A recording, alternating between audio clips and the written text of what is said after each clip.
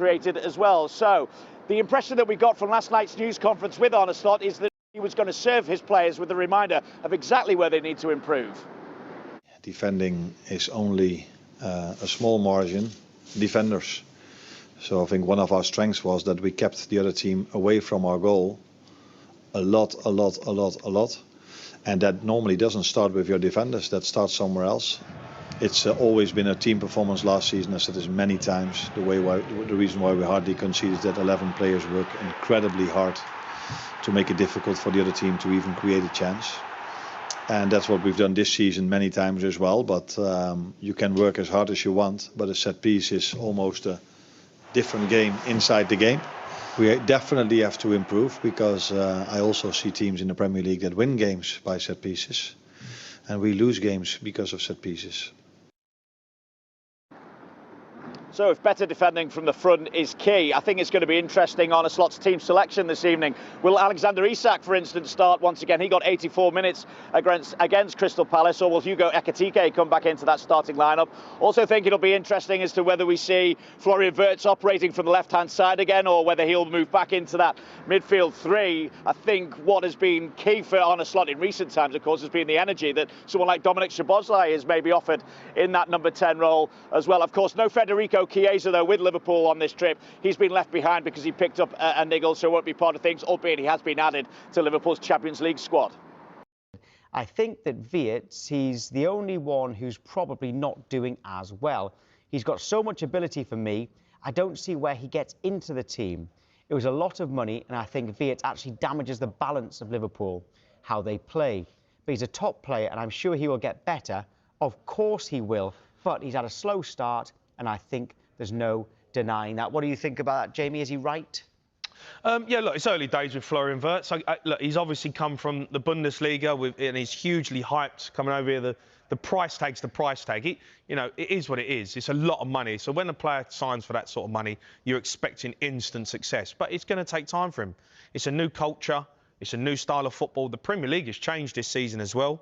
You know, it is a little bit more direct. It's more about set pieces, throw-ins, and, you know, different structures. So, you know, he's got to find his feet. He's got to take time. There's obviously a top player there. He has been a bit non-existent for Liverpool, I have to say. He hasn't really produced. I've not seen really anything to say that he is going to be, you know, a world star. But, you know, you look at it and say, you've got to give him time. They haven't bought him for 3 months of the season, have they? They've bought him for 5-6 years. So we'll see. But he's obviously talented, but I haven't seen it yet. And they do remain top of the league. Well, Sky Sports have partnered with Finalysis, an app where passionate fans share their opinions on their club. If you want to represent your club, scan that QR code here or visit the Sky Sports app for more details. We can speak to Liverpool supporter Montel Bowen now. Right, Montel, we will talk about Florian Wirtz shortly, but let's start with Liverpool's defence, which was maybe a little bit exposed by Crystal Palace. Do you think they've got a problem? If I'm honest, I think there is a bit of a problem, just more of a balance than an individual thing. Our best right-back is a midfielder. And even though I believe Szoboszlai is a right-back, playing as a midfielder, because for me, every attribute he has looks at why he should be a wing-back for me. I just feel like we've spent our money, like a large portion of our budget has gone to wing-backs in Kerkez and Frimpong. And Bradley is starting over Frimpong, yes, because of the injuries. But Kerkez hasn't got off to an amazing start either. I'm not saying Kerkez has had a bad season, but for me, it's a bit sometimesy. Good game here, bad game there. It's, you know, and it is a new part of our back line. You know, we've lost Trent, we've lost, obviously Robertson doesn't necessarily start as many games, but I think it's more about integrating in the right way, because the defense right now, Konate is looking very inconsistent. We're very, very, very lucky to have Verge and to have Alisson doing what they're doing. We're very lucky right now. I'm shocked to hear you say that Szoboszlai is your best right-back, though. I mean, he's surely better elsewhere. No, for me, I've been saying it for about a year now. I know it sounds crazy. I've been saying Szoboszlai at right-back for me, that's for me his best position. Not because he can't play midfield. He can play in the pivot. For me, he's not creative enough to play in the 10. He kind of has that. When he gets the ball in the half turn, he needs 2-3 seconds to make his mind up. In the Premier League, you're not going to get that time. And that's another reason for why Florian Flo is not really clicking right now. When he's in the pivot, You know, when he has time to make a pass, you can see the range of passing that Szoboszlai has. But at right back for Liverpool, similar to how Trent did, you do get that extra time on the ball. You do get that range of crossing. Look, I'm not sure if that's maybe the right. Look, Frimpong, they brought him in to be the right back, right? Then he needs time. I've not been convinced with him. I think he's been a bit shaky, but I think you've got to give these players time. Szoboszlai, you know, he's played for Liverpool. He knows he's comfortable in the surroundings. You know, he's a player who can play anywhere. He's hugely talented football. I like him in midfield.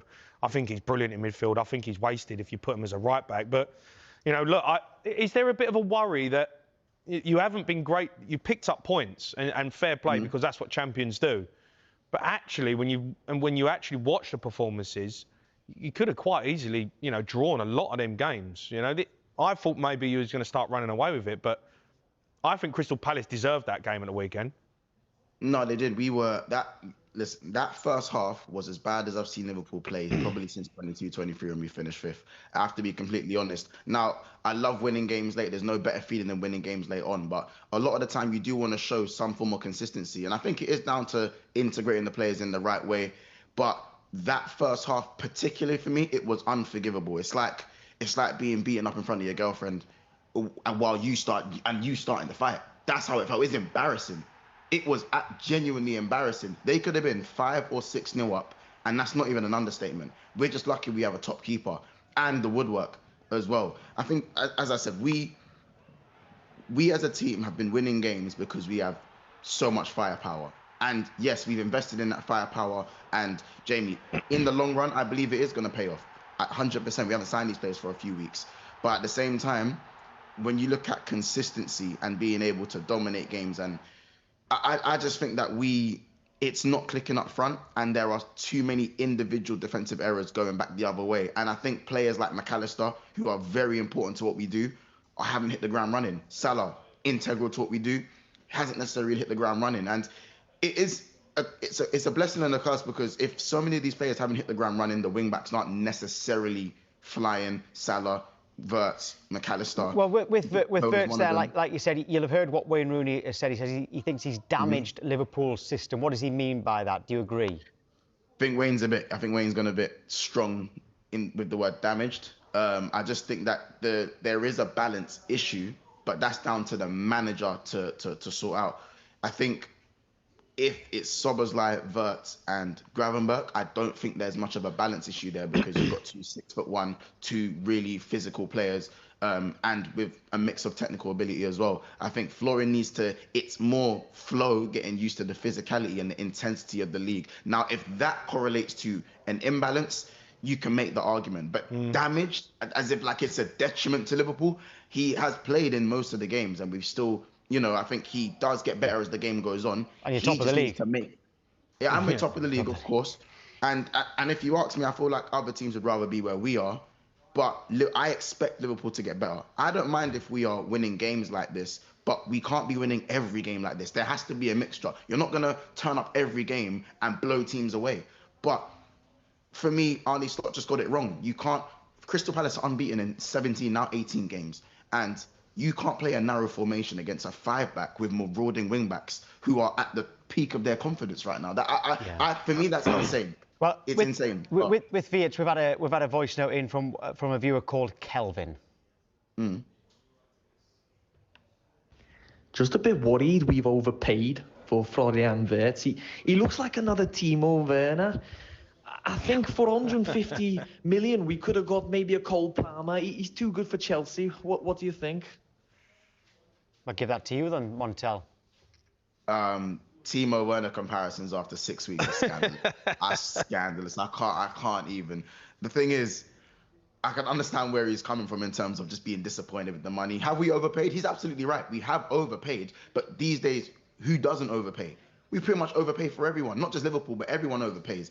Does it mean all of a sudden he's now this and he's that? No. But with the price tag comes the expectation. And I think Cole Palmer, as good as he is, well, you know how long his contract is at Chelsea. I don't really see anything like that happening. And there are other teams. Tell you what, though, 115 million. I mean, Chelsea might have had a look at that, you know.